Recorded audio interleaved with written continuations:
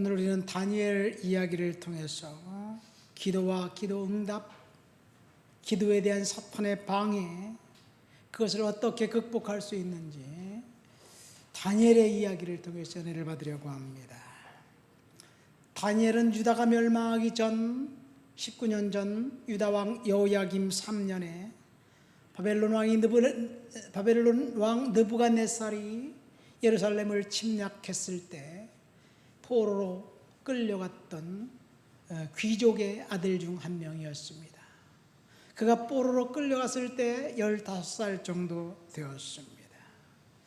이때 끌려간 사람들을 1차 바벨론 유수라고 합니다.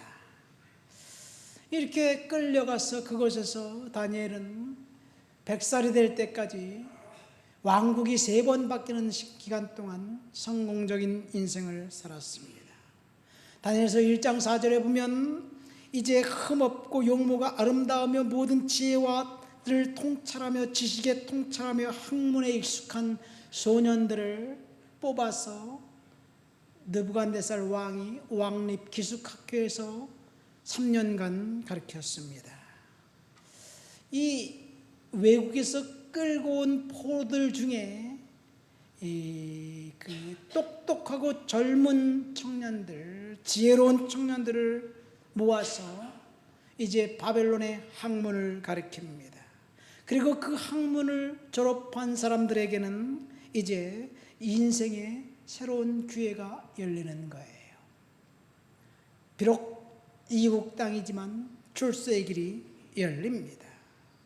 그런데 다니엘은 인간적인 방법으로 출세의 길을 선택하지 않고 하나님을 믿기로 결단하고 하나님 앞에 기도하기로 결정했습니다. 이것이 다니엘이 하나님 앞에 쓰임받게 된 계기입니다.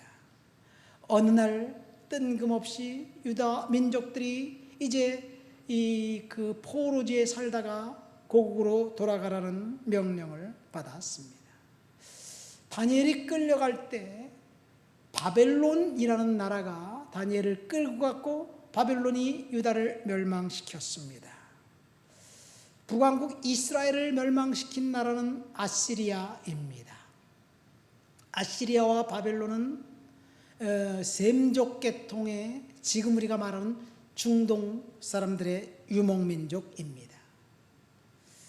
이 구약 성경에 나와 있는 그 외국 그 이민족들은 다 셈족 계통의 중동 사람들이에요. 물론 이 북아프리카 이집트 사람들은 다른 인종이지만 이 페르시안 걸프, 페르시아만 그것을 사이에 두고 북동쪽은 이란인데 이란 사람들은 중앙아시아에서 내려온 사람들입니다.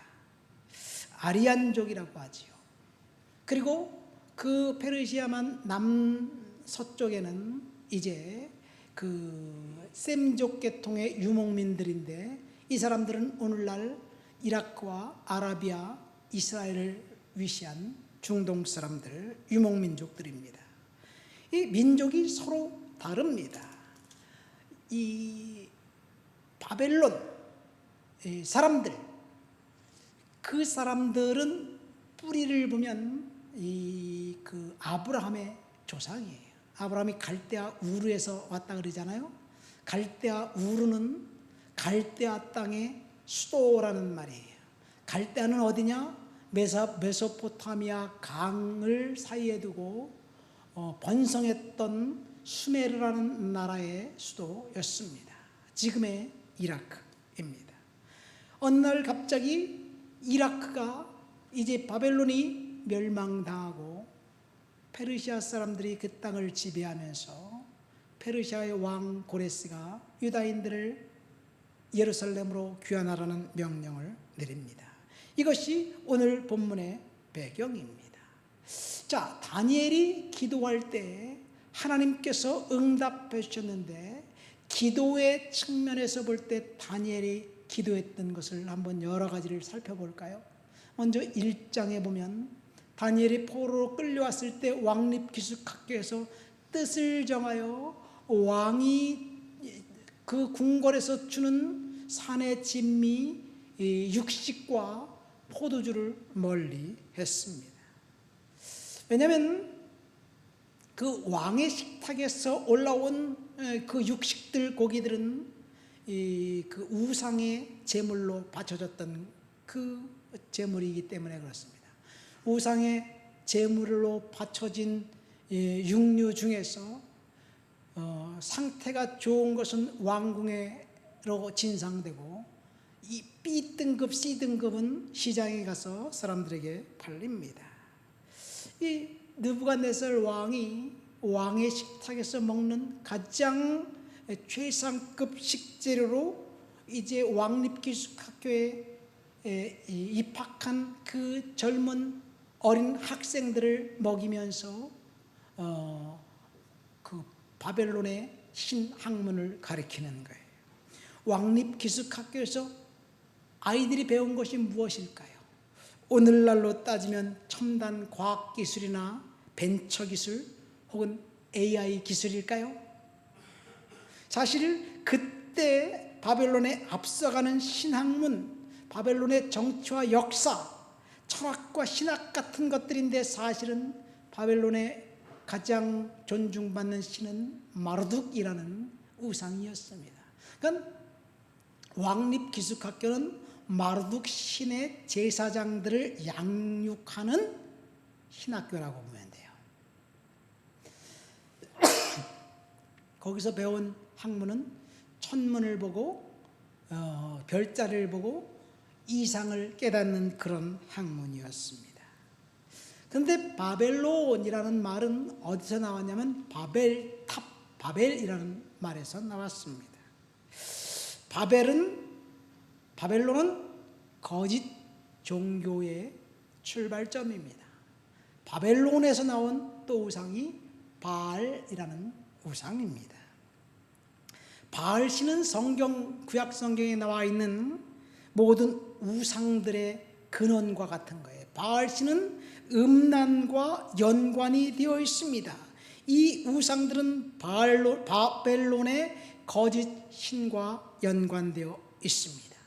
그러니까 다니엘은 바벨론의 그 우상을, 거짓 신들을 숭상하는 제사장이 되기 위한 교육을 받고 있었습니다.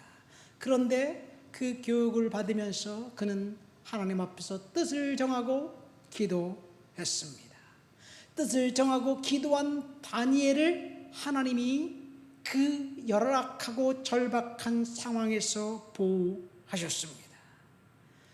바벨론의 그 우상 숭배의 중심지에서 다니엘과 그의 세 친구들을 보호하시면서 하나님께서 그들에게 두 가지를 축복해 주셨는데, 다니엘이 뜻을 정하여 왕의 음식으로, 포도주로, 육류로 자기의 몸을 더럽히지 않기로 결단했을 때 첫 번째 하나님이 주신 축복은 그 일을 관장하는 환관장에게 은혜를 주어서 열흘 동안 채식을 먹고 물을 마시면서 시험하게 하셨습니다.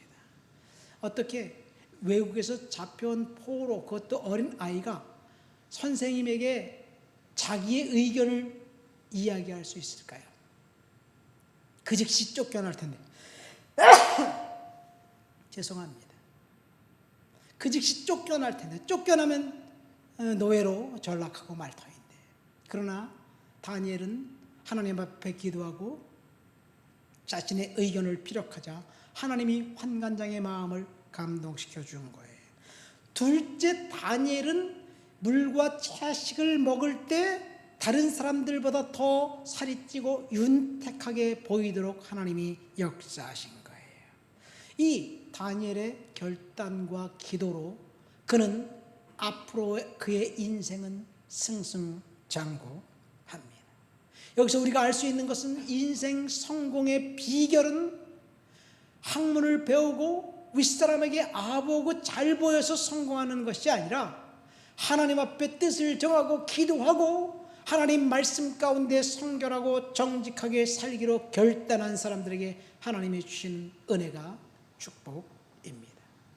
다니엘은 이후 왕국이 바뀌어도 그의 주인은 변함없이 하나님 앞에서 견고했습니다.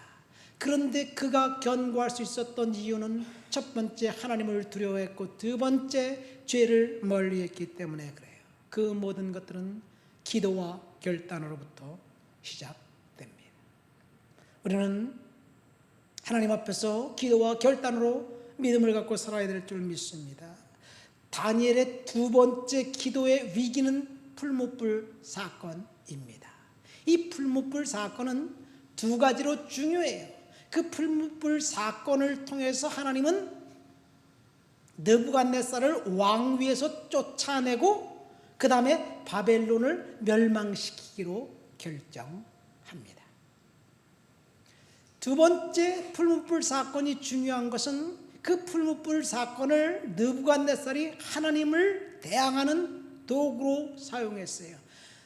누가 나의 손에서 건져낼 그 어떤 신이 있느냐라고 오만방자하게 이야기하면서 풀무불 사건은 그냥 자기를 우상 숭배하라고 27m나 되는 큰 신상, 왕의 신상을 만들어 놓고 30일 동안 이제 악기를 불 때 경배하고 절해라, 그런 이야기는 자기를 경배하라는 것도 있지만 하나님께 대한 도전이었습니다.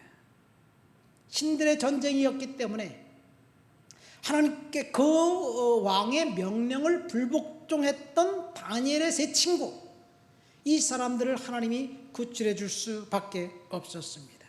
여기서 풀무불 사건은 다니엘과는 전혀 상관이 없습니다.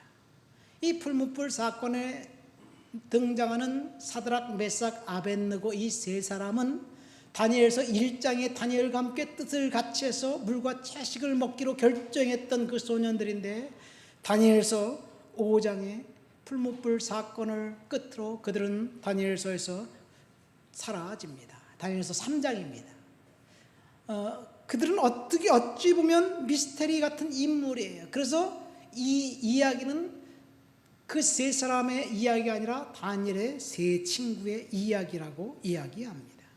그 풀무불 사건이 어떤가요? 왕이 신상을 만들어 놓고 그 신상에 절해라. 절하지 않는 사람은 풀무불 속에 던져 넣어 죽이겠다는 이야기예요. 그런데 사드락, 메삭, 아벳느고라는 이 세 젊은 청년들은 하나님을 믿는 믿음 때문에 그 우상에게 경배하기를 거절했습니다. 그리고 풀무불 속에 들어갑니다. 그런데 그들이 유명한 신앙 고백을 해요. 하나님이 우리를 풀무불 속에서 건져주실 것이다. 그러나 건져주시지 않는다 하더라도 우리는 왕의 신상에 절할 수 없다. 여러분, 우리의 신앙은 어떤가요? 복 주시지 않으면 그럴지라도 내가 하나님께 믿음을 갖고 순종하겠습니다, 충성하겠습니다, 이런 신앙의 자세가 되어야 될 줄 믿습니다.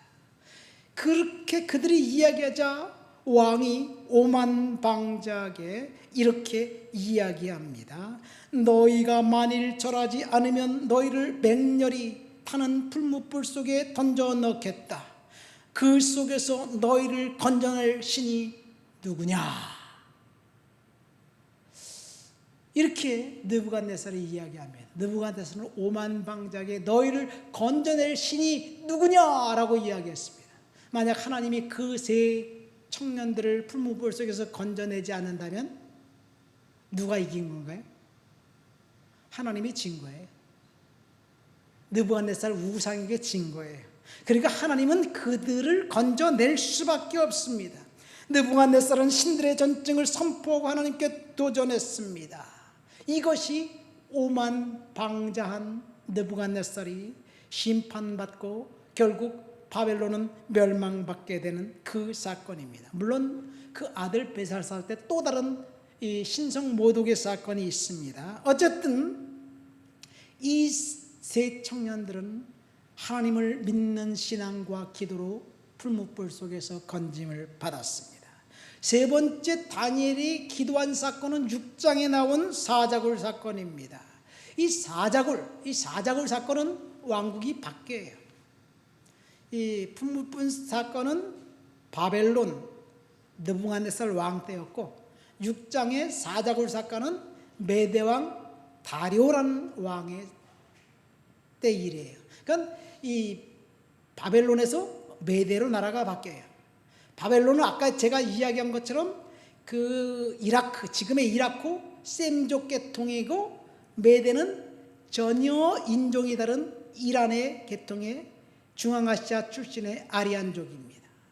그러니까 이 중앙아시아 사람들이 이란을 점령하면서 지금 이란의 60% 이상이 61%인가 뭐 이 사람이 아리안족들이에요. 중동 사람이 아니에요. 그러니까 지금도 이란과 이라크는 경쟁 관계에 있어요. 왜냐하면 옛날부터 있었던 경쟁 관계. 인종도 다르고 그리고 언어도 다르고 문화도 다르고 종교도 달라요. 지금 다 이슬람이지만 이슬람도 종파가 달라요. 두 민족 종파가 다르기 때문에 이란과 이라크는 계속해서 싸웁니다. 어쨌든 메대왕 다리오 때 이제 그 왕국이 바뀌죠. 왕국이 바뀌었는데 이 다니엘이 첫 번째 총리 3명 중에서 첫 번째 가장 으뜸이 된 총리가 됐을 때요. 그러니까 다른 신하들이 시기하면서 왕의 신상 앞 왕 외에 다른 신에게 절하거나 기도하는 사람들은 사자굴 속에 넣는 그런 그 법령을 만들고 왕을 통해서 조서를 받고 그리고 법령을 선포합니다. 이 사자굴 사건 속에서 등장하는 다리오 왕이 이 다니엘을 너무 사랑했기 때문에 이 사자굴에 넣지 않으려고 굉장히 노력하기도 합니다마는 그 왕의 잘못은 신하들이 이야기하는 대로 지금부터 30일 동안 왕 외에 다른 신에게 기도하거나 경배하거나 절하거나 예배하는 사람은 사자굴에 넣기로 합시다. 그러니까 왕이 우쭐대 거기에 도장을 찍어준 거예요. 조서를 반포한 거예요. 누구든지 자기에게 아부하면서 당신이 신입니다. 당신이 위대한 임금입니다. 이렇게 이야기하면 다 좋아하잖아요. 그러니까 다리오 왕은 자신이 신의 반열에 들어갔다는 것에 시효를 느끼고 거기에 도장을 찍어주고 조서를 반포한 것이 실수였습니다. 이 다니엘의 사자굴 사건 이후에 또 왕국이 바뀝니다. 메대에서 바사라는 나라로 바뀌어요. 근데 메대와 바사는 똑같은 나라예요. 조선과 고려처럼 똑같은 나라예요. 조선과 고려라고 보면 안 되고 조선 시대에 그 연산군이 있다가 연산군이 폐위되고 중종이 등장하는 거하고 비슷한 사건이에요. 그러니까 어쨌든 나라 이름이 바뀌어요. 그래서 다리오 왕이 축출당하고 그리고 페르시아 바사가 들었습니다. 여러분, 사자굴 사건을 통해서 우리들에게 주는 교훈은 딱 한 가지입니다. 우리들은 조급하고 우리들은 하나님 앞에서 우리가 원하는 대로 응답을 즉각 받기를 원하지만 하나님은 언제나 우리가 원하는 소원을 그런 식으로 들어주지 않는다는 것을 이야기합니다. 우리는 다니엘이 사자굴 속에 들어가서 그 추운 저녁 동안 살아있는 사자 털 이불을 덮고 잠을 자고 나왔다고 알고 있어요. 사자굴에 들어갔다 살아나왔으니까요. 그 사건을 다 알고 있기 때문에 그 문제에 대해서 다니엘 그냥 그렇겠지 그런 일이 있었어 이 정도지만 여러분이 만약 다니엘이라고 생각해 보세요. 하나님 앞에 기도했다는 것 때문에 사자굴 속에 들어간다면 오늘 밤 사자굴 속에 들어가서 사자의 밥이 된다고 생각해 보세요. 두렵고 떨리지 않을까요? 하나님 도대체 이게 뭡니까? 내가 잘못한 것이 있나요? 뭘 잘못했는데? 내가 하나님 앞에 기도한 것밖에 없는데 왜 나에게 이런 고통을 주나요? 하나님 믿습니다. 하나님이 건져줄 줄 믿습니다. 그러면 언제 건져줄 줄 믿는다는 이야기예요? 사자굴 속에 들어가기 바로 직전에 하나님이 꺼내주실 것을 기대하면서 기도합니다. 그러나 하나님은 사자굴 속에 집어넣고 사자의 입을 틀어막고 거기서 사자와 함께 잠을 자게 하시고 그리고 그날 밤 나왔어요. 하나님의 계획과 하나님의 뜻은 다릅니다. 우리의 짧은 시야와 짧은 견해를 가지고 하나님의 뜻을 우리는 다 이해하지 못합니다. 지금 우리가 겪고 있는 고난과 고통과 역경과 힘든 상황들, 그 상황을 하나님이 싹 탈피해 주시기를 원하지만 하나님은 그 고난을 견디고 통과해서 이기라고 말씀하실 때 그 고난을 통과할 때 감사하면서 통과할 사람이 얼마나 있는가. 이것이 사자굴 사건을 통해서 저와 여러분들에게 주시는 교훈입니다. 아브라함을 볼까요? 아브라함은 하나님께서 분명히 말씀하셨습니다. 내가 너의 아들을 통해서 이 땅을 주겠다. 그런데 아브라함은요 조급했어요. 사라도 조급했어요. 그래서 하갈을 통해서 아들을 얻고 그 아들을 통해서 하나님의 뜻을 이룰 것이라고 생각하고 인간의 조급함과 실수를 통해서 하나님은 아브라함을 연단의 길로 집어넣은 거예요. 하나님의 시간 계획표를 아브라함은 앞당기려 했습니다. 그 불신의 행위 때문에 지금도 중동 지역의 이슬람과 이 기독교 간의 해묵은 전쟁은 끝나지 않습니다. 하나님은 서두르지 않습니다. 하나님의 지연은 실수가 결코 아닙니다. 하나님이 침묵하는 것은 하나님의 특별한 목적이 있기 때문에 그렇습니다. 다니엘이 작정하고 하나님 앞에 감사하고 기도하고 그리고 다니엘은 사자굴 속에 믿음으로 들어갔습니다. 우리들에게 하나님이 주신 교훈은 믿음으로 기도하고 다니엘처럼 사자굴 속에 들어갈 수 있을 때 과연 얼마나 기쁨으로 감사하며 들어갈 수 있을까. 이것이 하나님이 사자굴을 통해서 주는 교훈입니다. 이렇게 기도하다가 다니엘은 무언가 깨닫습니다. 다니엘이 기도하면서 이제 예레미야 선지자를 통해서 주신 약속, 그 약속은 포로의 기간이 70년이 차면 하나님이 이제 백성들을 포로에서 귀환시킬 것이라는 약속을 발견합니다. 예레미야 25장의 말씀을 이제 읽으면서 시간을 카운트해 보니까 70년이 거의 다 돼가고 있는 거예요. 자신이 잡혀온 시간부터 계산해 보니까 그런 거예요. 그래서 하나님 앞에 열심히 기도합니다. 하나님의 약속 시간이 다 되었네요. 하나님 이스라엘 우리 민족을 이제 바벨론 이 포로지에서 귀환하도록 하나님이 약속하셨는데 그 약속을 이루어 주옵소서. 다니엘이 기도하자 세속 역사가 바뀌기 시작합니다. 다니엘이 기도하자 바벨론이 망하고 메대가 망하고 그리고 바사라는 나라가 등장합니다. 바벨론이 망한 이유는 첫 번째는 느부갓네살 왕이 금신상을 만들어 놓고 자신을 경배하고 하나님을 도전했기 때문에 그래요. 그런데 다니엘 5장에 보면 느부갓네살 아들 벨사살이라는 왕이 또다시 한번 이 하나님을 능멸하고 그리고 하나님을 멸시하는 행위를 합니다. 예루살렘 성전에서 탈취해온 금, 은 그릇들, 각종 이제 그릇들을 가지고 술을 마시면서 사람들에게 온갖 신들을 찬양하면서 하나님을 모독하는 말을 서슴없이 해댑니다. 떠들썩한 술자리에서 자신의 신을 찬양하면서 하나님을 모독하고 멸시하는데 손가락 하나가 나타나서 글씨를 쓴 거예요. 그 글을 보자 왕이 그 자리에서 그만 얼어붙고 말았습니다. 다니엘 5장에 보면 얼굴빛이 변하고 생각이 번민하여 넓적다리가 녹듯했고 무릎이 서로 부딪혔다라고 묘사하고 있습니다. 떠들썩한 잔치는 흐지부지 끝납니다.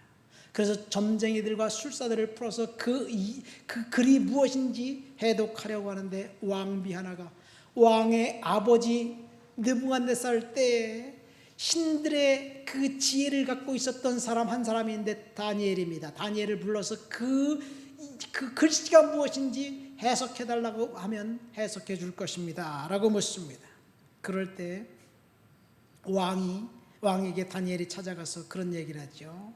메네메네 데겔 우바르신이라는 글씨였는데 그 글자는 왕이 하나님의 저울에 달아서 부적격 판결을 받았고 하나님이 왕을 버리실 것이라는 예언입니다. 이렇게 이야기합니다.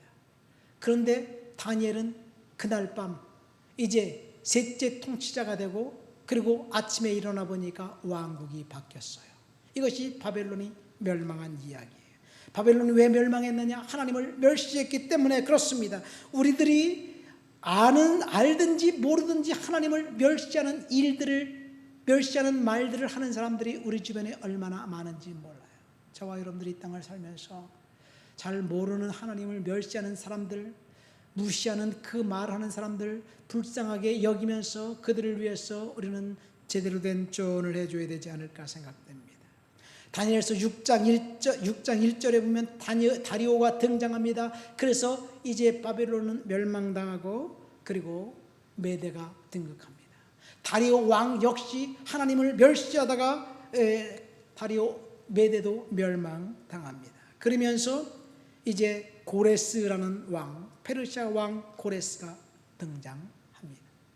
오늘 우리가 읽은 본문 10장 1절 말씀 보세요. 10장 1절 말씀을 보면 뭐라고 되어 있냐면 바사왕 고레스 제 몇 년에?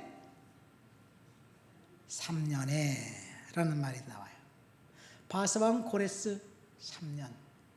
이 바사왕 고레스 원년에 바사왕이 바사가 이제 메대를 멸망시키고 왕이 되고 난 다음에 바사 나라를 개국하고 난 다음에 고레스 원년에 고레스 왕이 조서를 내립니다. 무슨 조서를 내리냐? 그의 백성된 자는 유다 예루살렘으로 올라가서 이스라엘 하나님 여호와의 성전을 건축하라. 누가 말했어요? 고레스 왕이. 이 에스라 1장에 나와 있는 얘기예요. 바사왕 고레스가 왕이 되고 난 다음에 유다 백성들은 예루살렘에 올라가서 예루살렘 성전을 건축해라. 페르시아 왕이 그런 이야기를 한 거예요. 말로만 건축하라 그런 것이 아니라 너희들이 건축하는 데 필요한 경비는 끊임없이 왕실 재정으로 대주겠다. 그런 이야기를 합니다. 세금들 중에서 그 경비를 대라. 그 경비를 대는 데 있어서 이스라엘 그 귀하는 그 백성들이 필요한 물품, 예를 들어서 번제 드릴 숫송아지와 순양과 밀과 소금과 포도주와 기름을 예루살렘 제사장들의 요구대로 날마다 어김없이 주어서 하늘의 하나님께 예배를 드리고 제사를 드리게 해라. 바사왕이 그렇게 얘기한 거예요. 유다 사람들이 성전을 건축하겠다, 우리가 헌금을 내서 건축하겠다 그런 게 아니라 바사왕 페르시아 왕이 뜬금없이 그렇게 이야기를 하고 선포합니다. 그러니까 이 시편 126편에 이런 이야기를 하죠. 우리가 꿈꾸는 것 같았다. 꿈꾸는 것처럼 예루살렘으로 귀환하는 일들이 일어났습니다. 그 이유는 이 에스라 4장에 보면 딱 한 가지예요.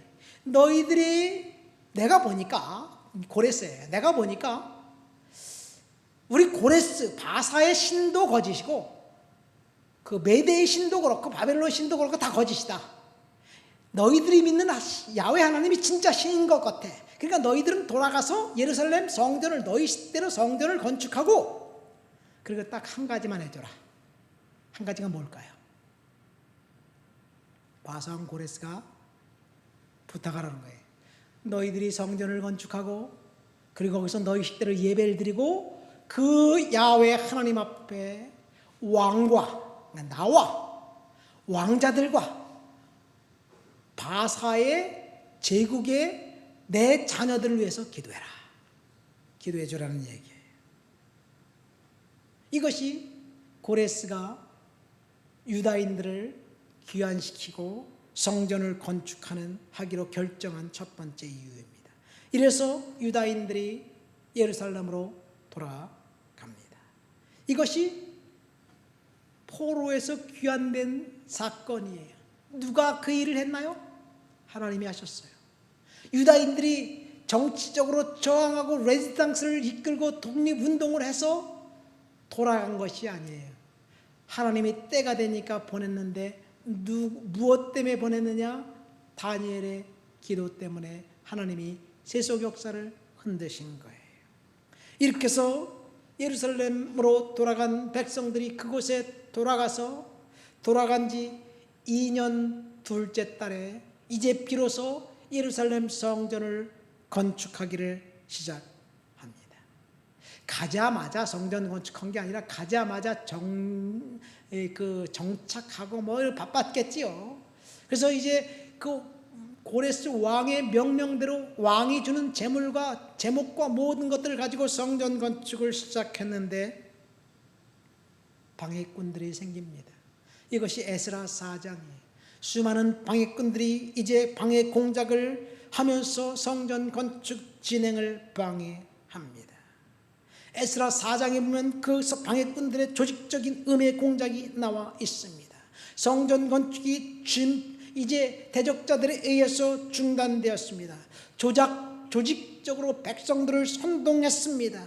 관리들에게 뇌물을 주고 고발장을 남발했습니다. 결국은 바사왕에게까지 고발장을 하면서 중단시켜버려요.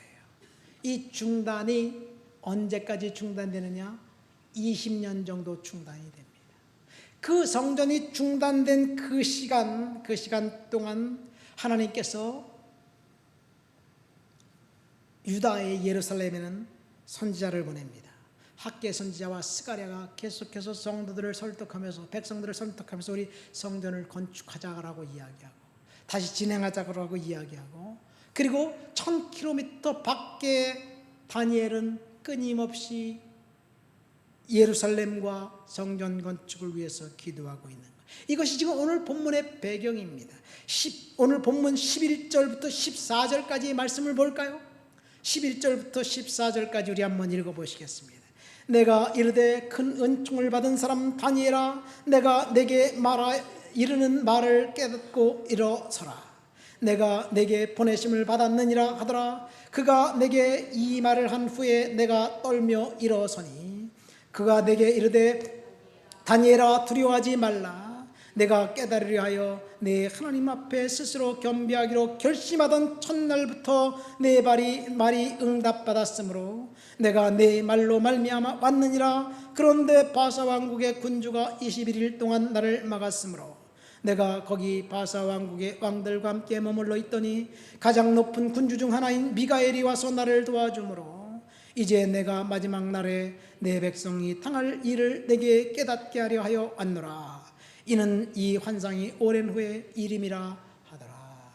무슨 말입니까?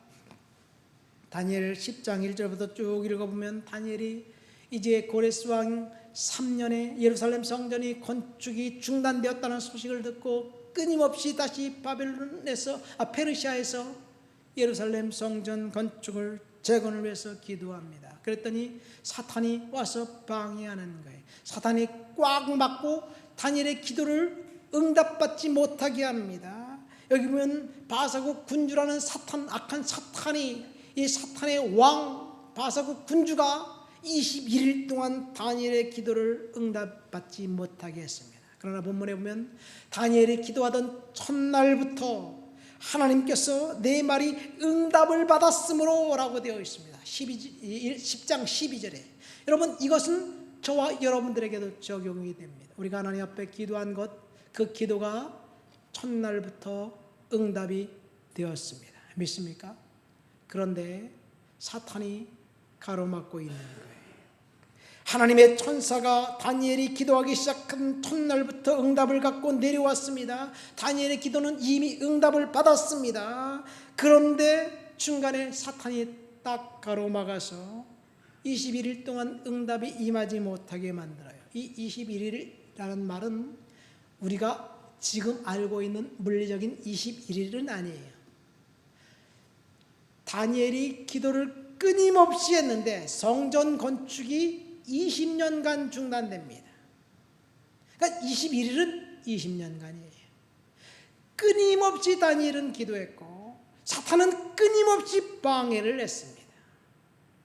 때가 되니까 하나님이 이제 미가엘 천사를 통해서 사탄을 결박하고 응답이 임합니다.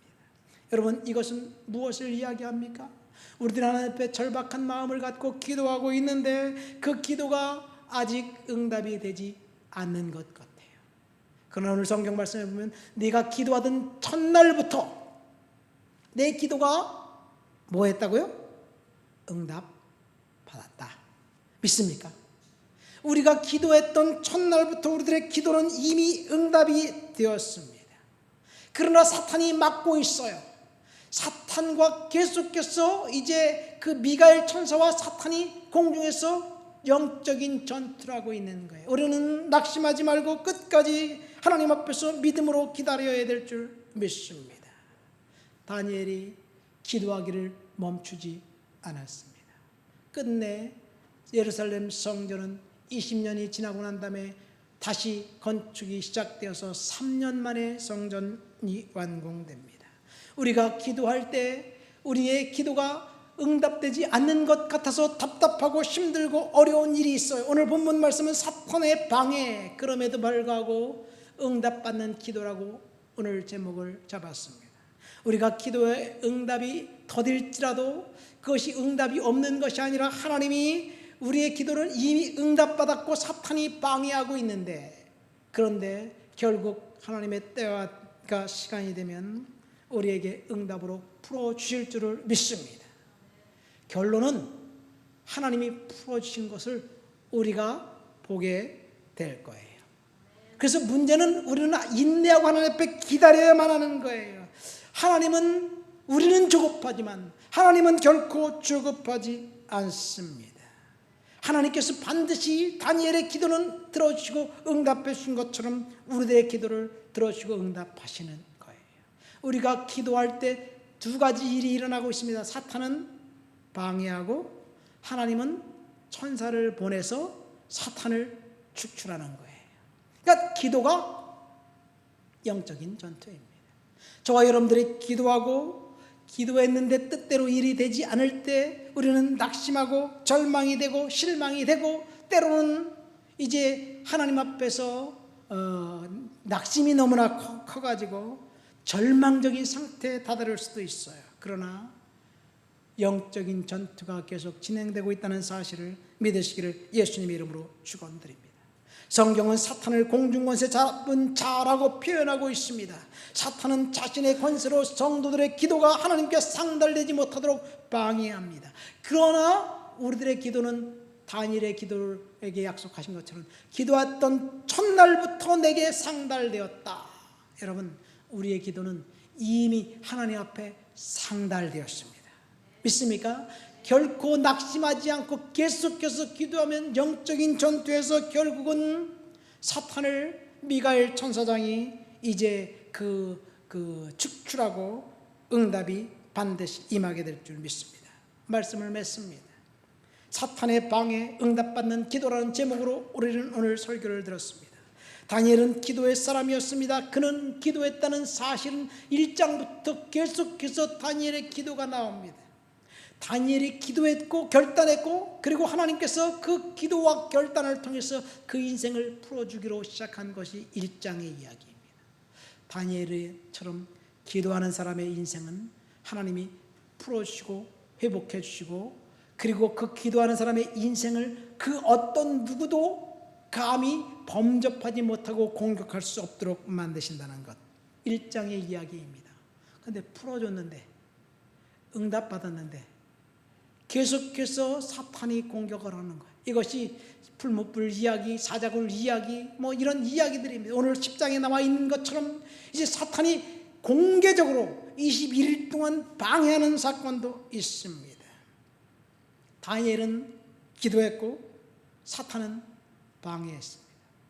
그러나 하나님의 때가 되자 반드시 천사장 미가엘을 통해서 다니엘의 기도는 방해는 사탄을 축출하고 응답으로 임하게 될 거예요. 다니엘은 그의 응답이 오지 않는다는 것을 깨달을 때 계속해서 금식하며 기도했습니다. 다니엘은 중단하지 않고 계속해서 기도했습니다. 어떻게 되었나요? 하늘의 천사들이 전쟁을 일으켜 결국 다니엘의 기도는 응답으로 임하게 되었습니다. 그 결과 기도의 응답이 왔고 하나님은 상황을 바꾸고 이스라엘 백성들은 이제 포로지에서 귀환했고 성전을 건축했고 완성했습니다. 하나님께 영광을 돌릴 수 있게 되었습니다. 저와 여러분들의 기도가 사탄의 방해할지라도 반드시 응답된다는 사실을 믿으시길 바랍니다. 우리는 인내하면서 계속해서 기도해야 될 줄 믿습니다. 우리 다 같이 통성으로 믿음을 생각하며 말씀을 생각하며 기도합시다. 하나님, 이제 말씀처럼 우리가 하나님 앞에 기도합니다. 은혜 가운데 살아가길 원합니다. 도와주시옵소서. 은혜 주시옵소서. 기도합니다. 하나님 아버지 감사합니다. 오늘도 주님 앞에 나와 주를 높여드리고 주를 찬양하고 주를 예배합니다. 사탄이 계속해서 방해할지라도 우리들이 믿음을 갖고 은혜 가운데 살아가도록 주여 도와주시옵소서. 성령께서 만져주옵소서. 지켜주옵소서. 역사해 주옵소서. 은혜로 채워주옵소서. 주를 높여드리고 주를 찬양하고 주를 예배합니다. 예수님의 이름으로 기도합니다.